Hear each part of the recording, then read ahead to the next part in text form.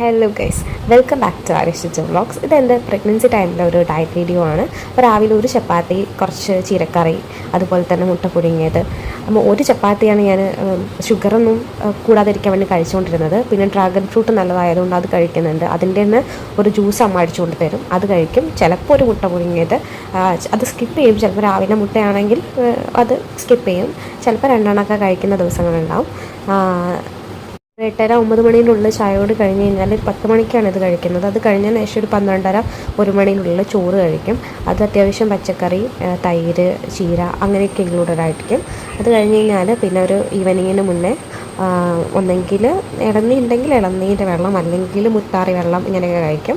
ഒരു 5 മണിയൊക്കെ ആകുമ്പം ചായയും ചെറിയൊരു കടിയും കഴിക്കും. പിന്നെ ഒരു 8 മണിയൊക്കെ ആകുമ്പം അമ്മ മുത്താറി ദോശ ഉണ്ടാക്കി തരും. മുത്താറിയും ഈ ചെറുപയറൊക്കെ കൂടിയിട്ടുണ്ട് ദോശ ഉണ്ടാക്കും. അത് കഴിഞ്ഞ് കിടക്കുന്നതിൻ്റെ